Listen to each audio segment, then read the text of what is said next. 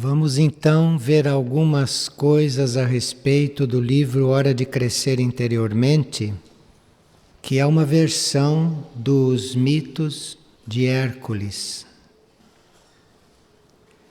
Muitos autores que apresentaram esses mitos apresentaram isto como pontos de inspiração para nós, para nos ajudar a resolver as etapas que todos nós vivemos, desde que começamos a integrar os nossos corpos e depois, com a personalidade já integrada, nós começarmos a nos unir com a alma, com o eu superior. E os mitos terminam quando se chega nesta cidade sagrada que seria o nosso centro. Então muitos transmitiram estas histórias colocando ênfase na inspiração que elas podem exercer sobre nós. Porque cada história representa o trabalho em uma determinada encarnação do indivíduo. Então, quem nasce num determinado signo pode eventualmente começar por aquele trabalho, mas acontece que há um pouco dos trabalhos anteriores e também uma preparação para os trabalhos futuros. Nós não temos uma vida pura num determinado trabalho. Numa vida, numa encarnação, nós temos um trabalho central, um trabalho principal, mas em volta daquele trabalho há sempre um pouco de cada um dos outros. Por isso é bom a gente conhecer todos, porque nós podemos estar num determinado esforço, numa determinada tarefa e reconhecer ali coisas de outras tarefas, de outros pontos. E aí sabemos como isto foi resolvido nos mitos, ou melhor, como Hércules resolveu isto. Estes mitos dão margem para a gente vê-los de um ponto de vista astrológico e também de um ponto de vista esotérico. Neste livro, Hora de Crescer Interiormente, nós procuramos unir as duas formas. Nós procuramos apresentar os mitos de forma que eles nos inspirassem, de forma que eles nos indicassem como Hércules resolveu certas situações e ao mesmo tempo nos dando uma perspectiva das influências astrológicas, das influências esotéricas. E por isso no final tem um quadro sinótico onde nós temos todos os 12 mitos em todas as suas etapas para que a gente tenha esta visão de conjunto. Agora, o livro fala de um instrutor interno o tempo todo. E nós compreendemos este instrutor interno segundo o nível de consciência onde estamos focalizados. Então, esse instrutor interno, para alguns, é a alma do indivíduo, se ele está vendo os mitos do ponto de vista da personalidade. Então, Hércules seria a personalidade e o instrutor interno seria a alma. Agora, se nós estamos vendo os mitos do ponto de vista da alma, então o instrutor interno pode ser algo que canaliza para nós a energia de um grupo de almas. Então nós temos outra visão deste mito, outra visão destas histórias. Então o instrutor, que aparece sempre no final de cada mito, no final de cada trabalho, o instrutor pode ser tanto o nosso próprio eu interno, como o instrutor do nosso eu interno, dependendo de como nós estamos dentro desta hierarquia, dependendo de qual é a nossa posição nessa estrutura interna. À medida que a era de Aquário, esta que está iniciando, for se desenvolvendo, então, durante as encarnações dos seres, as almas irão se manifestando cada vez mais. As almas se manifestam relativamente, como vemos pelos mitos também. Mas nesta era, cabe-nos viver uma etapa diferente, na qual a alma estará muito mais manifestada. A alma, ou o ser interior, estará muito mais no comando da nossa vida. Então aí o instrutor, para esses, pode ser aquele que canaliza a energia de um grupo. Isto no livro está nos prefácios, né? Está nas coisas adicionais, mas não propriamente nas histórias, porque as histórias, como vimos, podem ser contadas dando-se ênfase uma coisa ou outra. Agora, fica muito evidente que nós vamos descobrindo o nosso ser interno e que nós vamos compreendendo este nosso instrutor interno é à medida que cumprimos as nossas tarefas. Então ninguém vai descobrir e vai contatar o instrutor interno teoricamente ou só porque estuda. Esse instrutor, esta fonte de conhecimento, esta fonte de guiança, ela vai sendo descoberta é à medida que nós cumprimos as nossas tarefas, é à medida que nós desenvolvemos aquilo que nos cabe desenvolver. Porque esse instrutor interno vai se apresentando, inclusive quando é necessário. Quando nós, sozinhos, não conseguimos suprir uma etapa. Quando nós, sozinhos, eventualmente, como egos, não podemos desenvolver um trabalho, porque nos falta conhecimento, nos falta alinhamento com os planos internos, ou porque não temos a nossa energia de raios suficientemente purificada em nossos corpos. Então precisamos sempre de ajuda. E à medida que nós vamos trabalhando, que vamos nos esforçando, que vamos nos dedicando ao cumprimento, ao desenvolvimento dessas tarefas, que são tarefas vivas. Então, à medida que você as desenvolve, mais elas se mostram, mais elas se revelam. E se você não se empenha, ela não cresce, ela não desenvolve, ela vira uma rotina e tudo fica a passos lentos na vida. Bem, uma das afirmações do livro é que nós somos, ao mesmo tempo, terrestres e divinos. Isto então nos coloca todos dentro de um grande dilema, não é? Para que lado eu vou pender? Eu vou pender para o meu lado terrestre? Vou esquecer de desenvolver o divino? Ou vou ficar empenhado no meu lado divino, esquecendo o terrestre? O nosso lado terrestre é uma herança muito conhecida. Inclusive nesta humanidade, sobre esta terra, existe até a lei da hereditariedade, que é uma lei material, uma lei que diz respeito a código genético, e que é uma lei bastante inadequada para as almas evoluídas.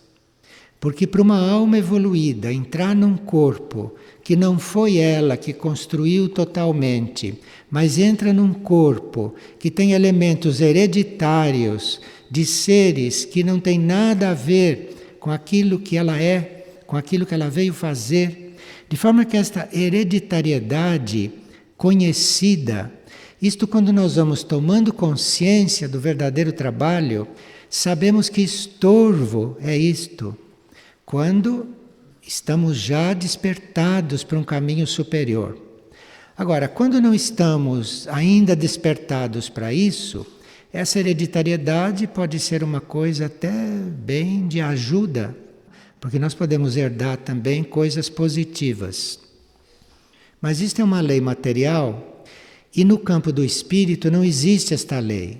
Não existe hereditariedade na vida espiritual. Isto é uma coisa desta terra com a qual nós deparamos desde que estamos aqui e que temos um certo trabalho com esta hereditariedade. O que nos importa realmente quando começamos a fazer um caminho mais elevado, quando estamos buscando uma evolução superior, não é a nossa hereditariedade humana, nem a nossa hereditariedade material. E é por isso que quem fazia o caminho espiritual seriamente no passado era retirado da família, vocês sabem disso. Cortava com tudo isto para finalmente poder estar mais livre desta lei material que não serve para aquelas almas mais evoluídas, mais avançadas e que poderiam criar um corpo, poderiam criar um ser, poderiam criar uma personalidade, um ego mais parecido com ela e não mais parecido com os ascendentes e não mais parecido com os pais, etc. e daí por diante. De forma que essa hereditariedade conhecida, isto para as almas evoluídas não passa de um estorvo. Agora, para quem está buscando o desconhecido, este tem que se voltar para o seu lado divino e não para o seu lado terrestre. Porque o seu lado terrestre é hereditário. Nosso lado terrestre é herdeiro até dos primeiros homens.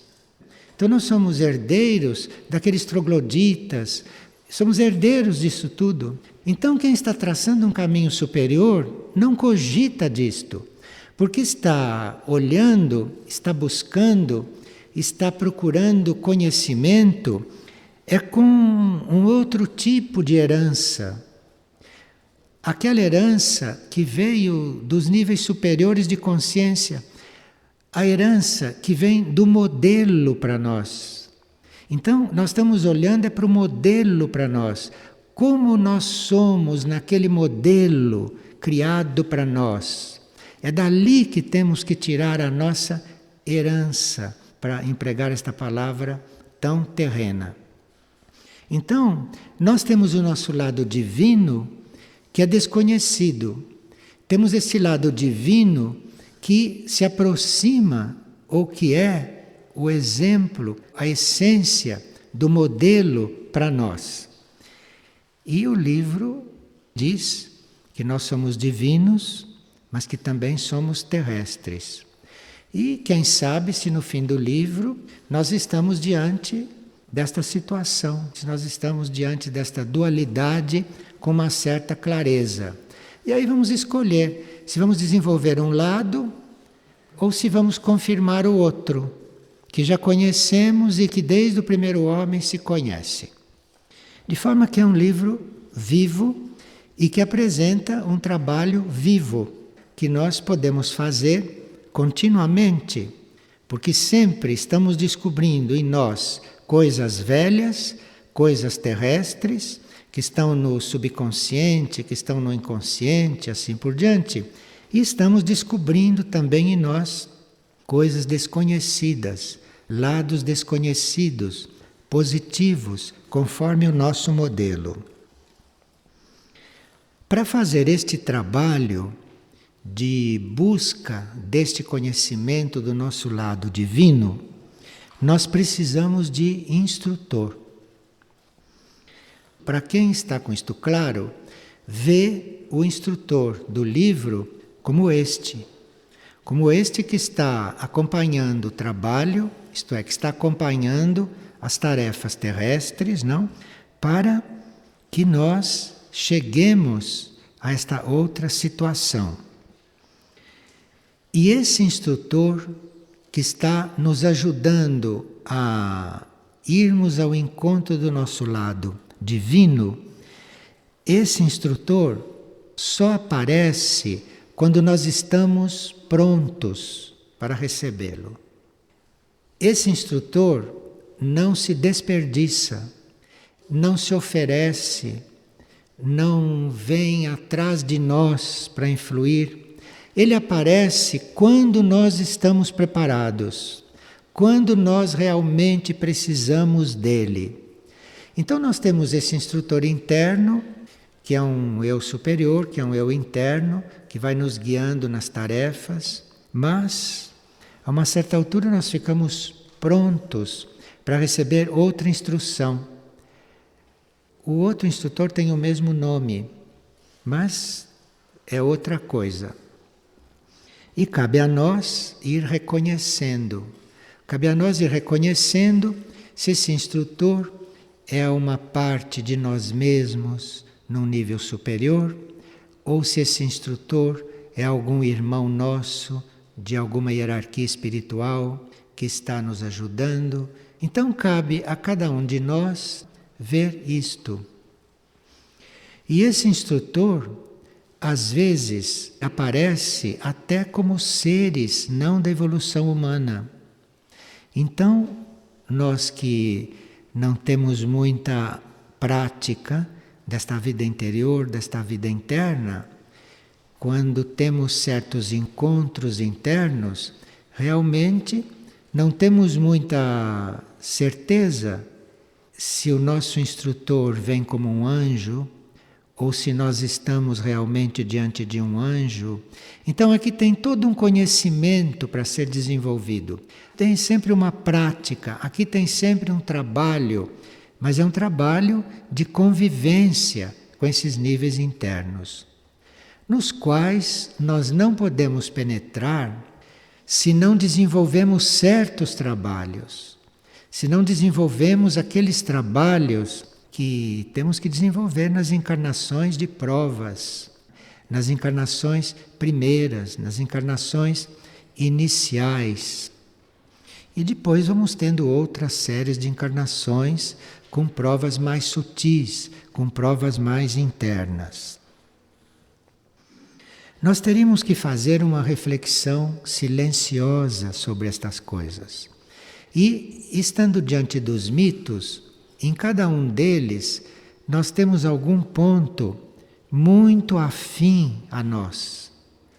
Nós encontramos ali uma situação, ou encontramos ali uma afirmação, encontramos um trabalho que diz respeito diretamente à nossa situação atual, à nossa encarnação atual.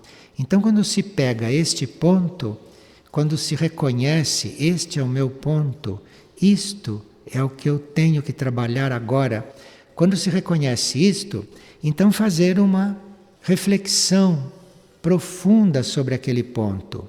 E isto vai atraindo os outros pontos, isto vai nos mostrando os outros.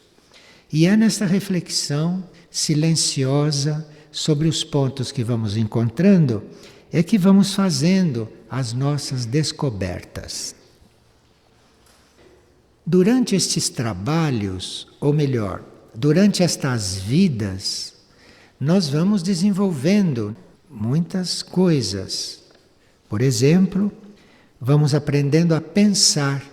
Para nós aprendermos a pensar, precisa vidas com as provas de se aprender a pensar. Isto são provas próprias de quem está aprendendo a pensar. E nos mitos nós vamos encontrar como Hércules foi aprendendo a pensar. Tem sempre a ver com a nossa vida. Tem sempre a ver com aqueles que estão aprendendo a pensar ou que estão querendo aprender a pensar, porque a humanidade não sabe pensar, como vocês sabem.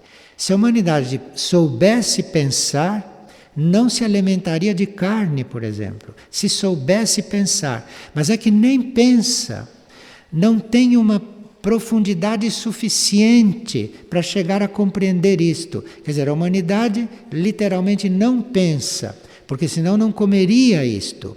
Então, naquelas vidas nas quais nós chegamos para aprender a pensar, essas vidas vão se repetindo ciclicamente. Então, digamos que você tem 12 vidas, 12 encarnações. De 12 em 12 você encarna para continuar aprendendo a pensar. Quer dizer, você começou a aprender a pensar numa encarnação, depois das 12 você vai voltar só para aprender a pensar. Aí vai pegar tudo aquilo que você aprendeu e vai continuar, compreende? Em cada encarnação você vem para aprender alguma coisa. Ou vem para aprender a sentir. Porque há pessoas que são incapazes de sentir. Há pessoas que não têm sensibilidade para viver no momento atual. Então essas pessoas precisam de muitas encarnações onde elas vêm para aprender a sentir. Outras precisam aprender a perceber. É claro que uma humanidade que já viveu centenas de encarnações percebe mais do que quando ela entrou no caminho humano.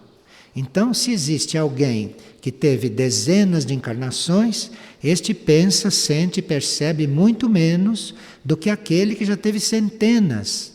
Então, as encarnações se repetem com o mesmo tema, depois de nós termos passado todos os temas. Depois nós temos aquelas encarnações onde a gente vem para aprender a intuir. Mas claro que nas primeiras encarnações em que a gente vem para aprender a intuir, no signo de Câncer, quando vem aprender a intuir, você vai trabalhar aquilo a partir do que você deixou nas encarnações anteriores neste mesmo trabalho. Você não pode aprender a intuir numa vida só.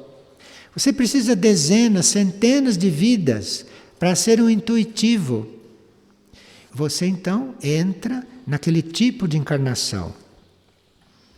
Outras encarnações em que nós entramos para purificar a personalidade.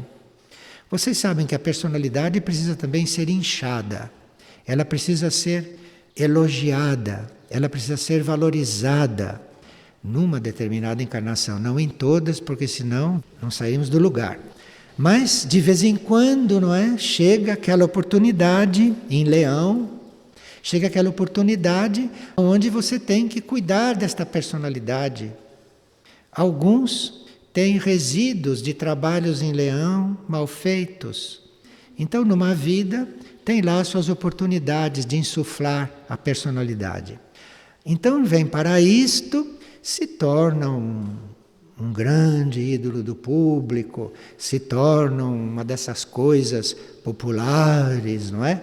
Isso é para insuflar a personalidade, para essa personalidade poder inchar a vontade, para depois começarem a vir aquelas encarnações por outros motivos e ela ir passando pelas provas, de ir desinchando, de ir redimensionando, não? Até se for necessário passar por uma encarnação que aqui nesta terra é chamada de humilhante. Não tem nada de humilhante, é a encarnação oposta de um grande ídolo. Precisa tudo isto para o ser, ou para a alma, não é? Poder ir fazendo a sua trajetória e depois ir encontrando o seu ponto, experimentando tudo, desde esta personalidade insuflada até esta personalidade completamente esvaziada, que existe, não? Claro que nós não podemos ver tudo isto numa vida só, isso são dezenas de vidas. Ou aquela vida na qual a gente se dedica a descobrir a energia interna do amor. Olha que vida importante.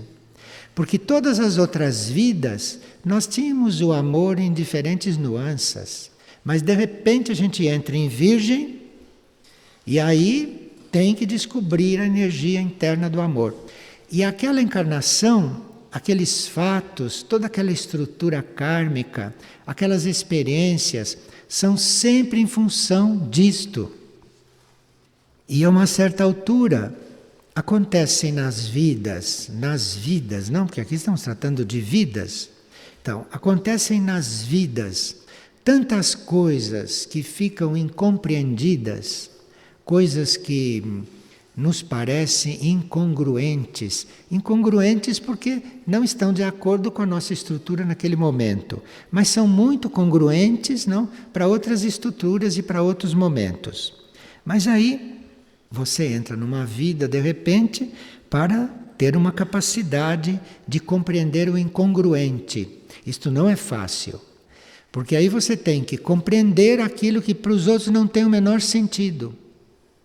E no começo destas vidas, nas primeiras vidas em que a gente aprende a compreender o incongruente, a compreender o incompreensível, a gente entra em balança para fazer isto especialmente naquela vida. Agora, é claro que esta compreensão do incongruente acontece em todas as vidas, nós temos que estar diante disto. A maioria das coisas nós não compreendemos nada delas. Tem pessoas que acham incongruente até quando alguém desencarna. Por que ele desencarnou, que aqui precisavam tanto dele, isto é incongruente? Veja, esta tem que entrar na balança várias vezes, até ela aprender não encontrar incongruência alguma em nada. É incongruente porque ela não penetra, porque ela não conhece, porque ela não se aprofunda, porque ela não viu. Por isso que é incongruente. Incongruente é uma coisa que acontece em certas mentes, mas não existe nada de incongruente. Mas aí nós temos que entrar em balança algumas vezes, não é? Para irmos aprendendo a lidar com isso. Aprendemos a colocar os nossos pratos em equilíbrio. E depois chega aquele momento, ou aqueles momentos, não? De 10 em 10 vidas, de 12 em 12 vidas, que a gente entra em Escorpião para dominar a própria natureza inferior. Em Escorpião você domina. É para isso este signo. Mas até que você compreenda, influenciado pelos outros signos, não? Pelos quais você já passou, até que você compreenda que aquela é a energia específica para você dominar a sua natureza inferior, você passa por Escorpião muitas vezes e não aproveita esta oportunidade. E fica em Escorpião, querendo bancar Aquário, querendo bancar Capricórnio, querendo bancar Virgem, em vez de fazer o trabalho que naquela encarnação está tudo aberto para fazer. Então você nasce em Escorpião, você nem se dá conta de que está com toda a energia para dominar a sua natureza inferior, não domina. E aí vai ter que fazer isto nos outros signos, que têm outra energia, que não é que não facilitam, não é esta energia, é para outras coisas. E aí você faz mais 10, 12 vidas lutando com isso, até que de novo entra em Escorpião. Veja, tem esse lado, que não está escrito no livro estas coisas, não? Mas tem esse lado que nos inspira, desperta em nós isto. Se nós começamos a ver os mitos a partir do ponto que naquele momento para nós é o ponto de trabalho, é o ponto crítico. Bom, a uma certa altura, nós precisamos, como ego, como consciência humana, como seres humanos, começar a tomar consciência da presença da alma, a tomar consciência da presença deste ser interno que nós somos. Nós temos que entrar em Sagitário para perceber isto. E para que a energia de Sagitário nos desperte para esta busca. Mas a energia de Sagitário, numa encarnação, vai nos trabalhar para isso até um certo ponto. Depois você precisa, dali a 10, 12 encarnações, esperar Sagitário de novo, para ele ir trabalhando isso em você, para ele continuar o trabalho em você. Veja o valor de nós conhecermos todos os mitos. Porque aí você vai detectar o seu trabalho dentro do seu signo, você vai detectar qual é o mito que você deve desenvolver, mas você conhece todos os outros. você tem as chaves de todos os outros. Então você colabora com seu signo. Você colabora. Então, se você nasceu em Sagitário, por exemplo, e se você, neste signo, você tem toda a energia para descobrir, para perceber, para encontrar a presença da alma, e você pode invocar todos os outros signos no seu inconsciente, porque você já passou por todos eles nas encarnações anteriores. Então você pode colaborar com o signo. Veja, é o contrário da pessoa normal, que fica buscando o signo para ser ajudada. Nós temos que encontrar o signo para colaborar com ele, porque a obra é dele, a obra é do signo. Então nós vamos colaborar com o nosso signo. E não como as pessoas comuns que vão querer saber quando é que eu mudo de casa, quando é que eu compro um carro, será que esse signo ajuda casamento? Esta é a posição disforme perante todo este mecanismo dos signos e este mecanismo que nós percebemos nitidamente através dos mitos, através do estudo dos mitos. Bem, nós temos 3 signos ou períodos que são chamados signos de serviço. E toda alma ou todo ser que começa a desenvolver internamente, ele tem uma grande necessidade de entrar em Capricórnio, de entrar em Aquário e de entrar em Peixes a uma certa altura. Porque nesses 3 signos vai ser desenvolvida a energia do serviço. Então é como se nós tivéssemos vivido tantas experiências, tantos signos, tantas dezenas de vidas, e agora nos damos conta que precisamos de desenvolver em nós o serviço. Então, quando percebemos isto, quando já estamos maduros para compreender que a vida é serviço, e que se na vida nós não servimos, nós não nos sentimos vivos. Então, quando se começa a perceber isto, vem uma grande necessidade de nascer em Capricórnio. Isto é organizado, não? Nasce-se em Capricórnio exatamente quando se tem que nascer para ter uma maior consciência deste serviço. Ou então, feita esta experiência em Capricórnio, na qual nós, na busca desse serviço, começamos a perceber mundos espirituais, começamos a perceber níveis espirituais, começamos até a entrar em contato com irmãos espirituais que não estão encarnados, etc. Então aí, desenvolvida esta experiência em Capricórnio, quantas vezes for necessária, mas cada vez mais profundamente, não?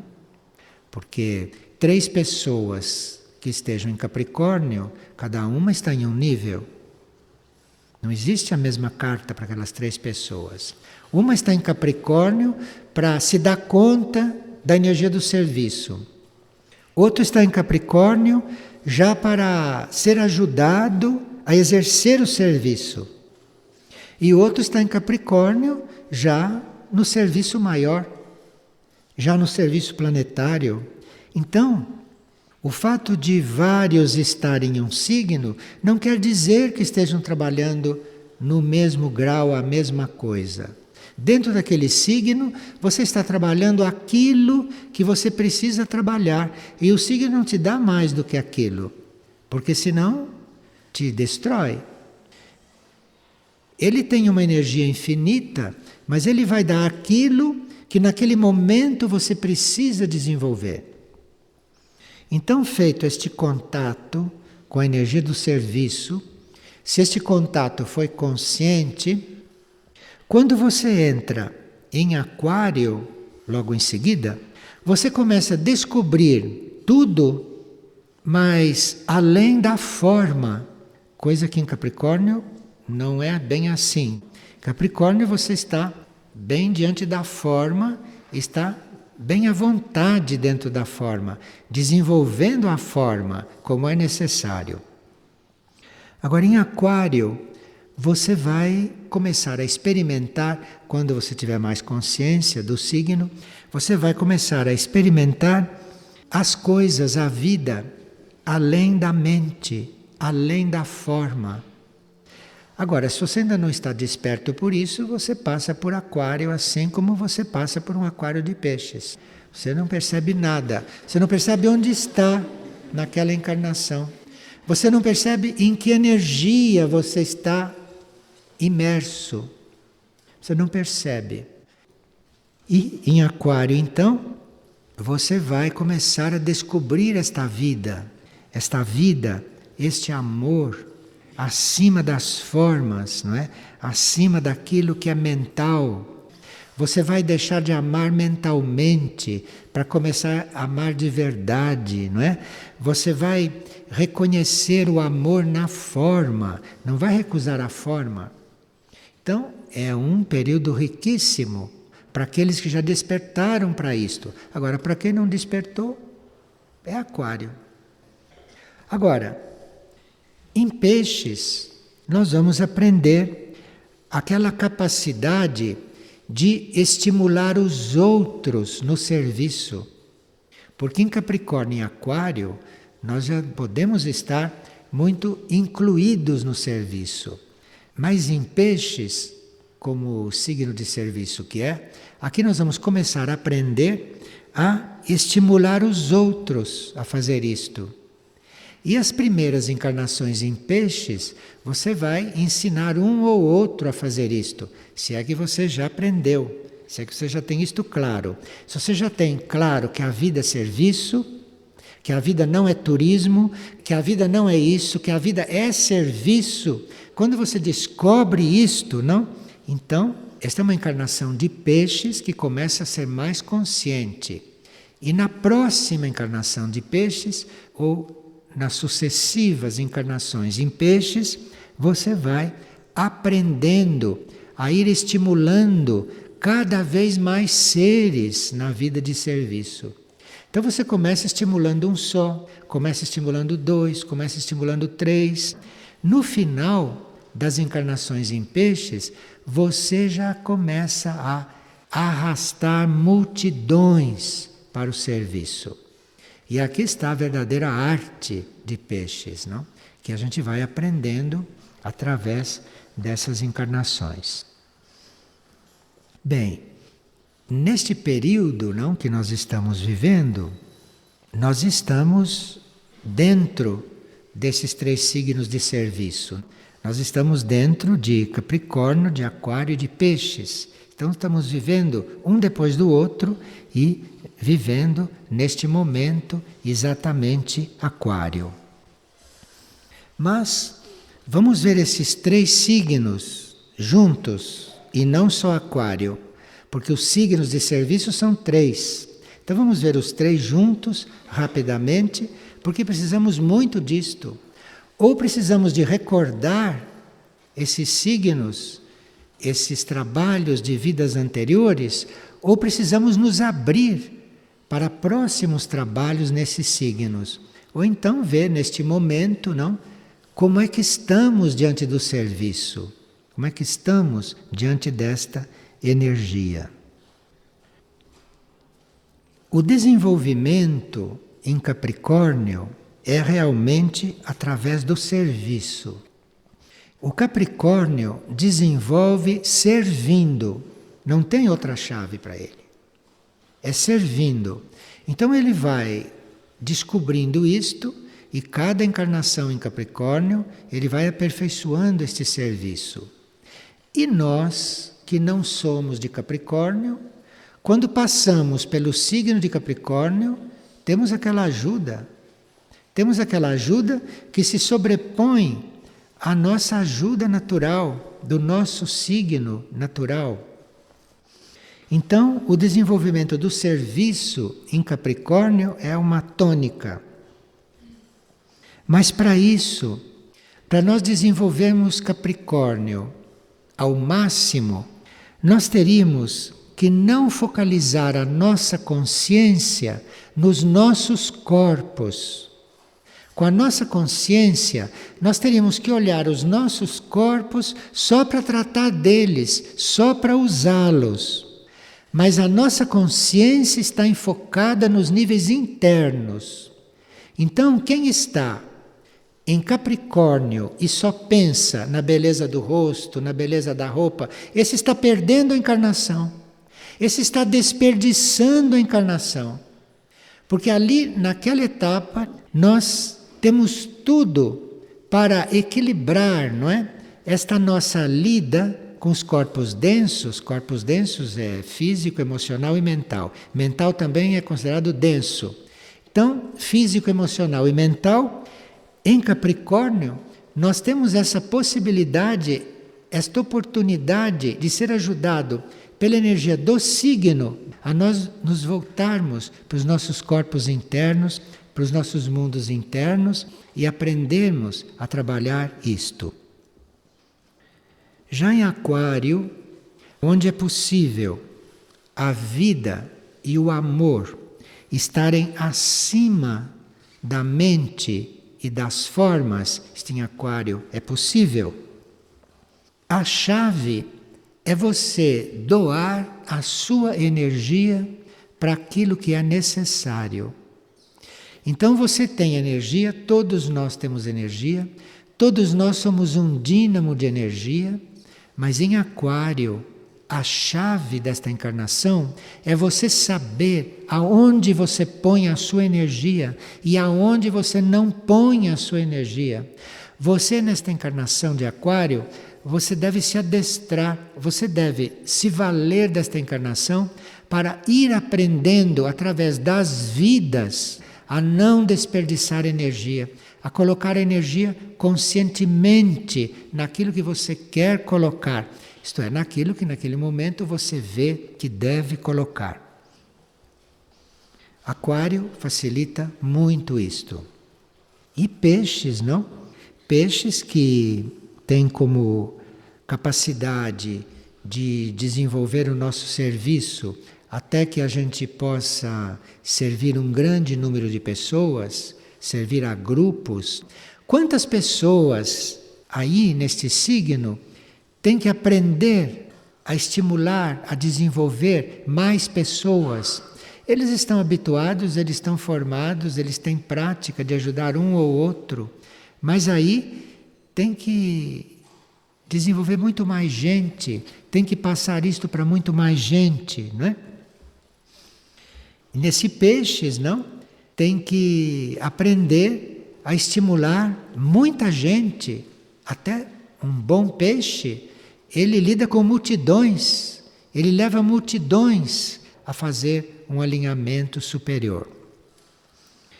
E a chave neste último signo de serviço, a chave neste peixes é perder a própria vida para entrar numa vida mais ampla. Este é um signo muito sutil, porque perder a própria vida não quer dizer você se matar, não quer dizer você interromper a sua vida, não é? Perder a própria vida quer dizer você redimensionar aqueles valores que não são os valores mais sutis, não são os valores mais internos. Isso significa perder um certo tipo de vida, e esse é um trabalho que a energia de peixes nos ajuda muito a fazer. Agora, quando nós estamos já trabalhando o serviço, quando estamos nesses 3 signos, Capricórnio, Aquário e Peixes, em função de serviço, então nós vamos nos preparar para limpar estábulos. Porque este mundo é uma sujeira. Então, quando se trata de servir a isto, você tem que aprender a limpar estábulos. Você vai encontrar estábulos. E você vai então ter que limpar isto. E você vai ter que aprender a conduzir aquilo que nos mitos se chama do gado vermelho. E lá no último mito, quando se fala do gado vermelho, está muito claro o que é aquilo, que é você conduzir este gado vermelho. E é aí que você vai se transformando realmente daquele servidor normal, daquele servidor de grupos, ou daquele servidor de um ou outro, não, para servir este gado vermelho, não é? Para servir este rebanho desesperado, desorientado, e que só vai perceber o que é e só vai chegar aonde tem que chegar depois de muito trabalho. Depois de muito trabalho do Hércules, isto é, depois de muito trabalho do eu consciente, porque no conduzir este rebanho ele encontra muitos obstáculos. Ele luta com a sua própria consciência física, ele luta com a sua consciência emocional, ele luta com a consciência mental, que no mito está apresentado como um monstro de 3 cabeças. Esta coisa monstruosa, que é a nossa consciência física, emocional e mental, essas são as 3 cabeças do monstro, que ele tem que resolver antes de estar apto a conduzir este gado, a conduzir esta humanidade. E ele tem que também estar às voltas, não? Com aquilo que no mito é chamado o cão de 2 cabeças. Cão de 2 cabeças quer dizer esta nossa dualidade mental, porque a mente é dual, a mente humana é um cão de 2 cabeças, como está no mito, e ele ataca. Esta mente humana que é dual, que está sempre dividida, e ele tem que lidar com isto. E quando ele, neste mito, não quando ele neste trabalho, reconhece a sua mente dual, ele reconhece esta mente dividida, então ali ele pede auxílio de algo maior. Então ele pede no mito o auxílio do Sol. Isto é, o Sol está aí eventualmente simbolizando o regente, simbolizando aquilo que no sistema solar é o regedor. O Sol já não é o eu superior. O Sol, no mito, já representa uma outra altura, uma outra elevação. E o Sol, chamado de Hélios, no mito, não é? O ajuda a encontrar os planos internos da vida. Então, como é que ele vai conduzir o gado vermelho? É sendo conduzido para os planos internos da vida. Porque aí, de dentro para fora, tudo é possível. Fora, nem tudo é possível, mas de dentro para fora, tudo é possível. Então, o último mito termina assim, de um certo ponto de vista. E ele chegando, não é, à cidade sagrada, que é o seu centro interno de consciência. E aí o instrutor lhe diz: agora você sabe que é imortal. Porque ele já morreu tantas centenas de vezes. Ele já passou por tantas centenas de encarnações, já morreu tanto e continua vivo. A certa altura ele desconfia que é imortal. Ah, agora que eu vi que eu sou imortal. E o instrutor disse, então, agora você sabe que é imortal. Então não tenha mais medo de nada, não tenha mais medo de morrer, não tenha mais medo de viver, não tenha mais medo do que acontece, não tenha mais medo de enfrentar a você mesmo, não tenha mais medo do cão de 2 cabeças, não tenha mais medo do monstro, não tenha mais medo de nada, porque você é imortal. Então se vive tudo isso, se descobre a imortalidade. E aí, realmente descobrindo a imortalidade, a vida é outra. Começa-se outro ciclo, começa um outro processo. Porque esse processo dos mitos é o processo de quem morre, reencarna, torna a encarnar, morre, nasce, e cada vez que morre choram, e cada vez que nascem fazem festa. É uma coisa realmente interminável. Então, precisa realmente sair disto, porque a uma certa altura o Capricórnio, Aquário e Peixes tem outra coisa para fazer, tem outra coisa para realizar, percebe já outra coisa. E o Peixe está na iminência de ser colocado dentro desse serviço total.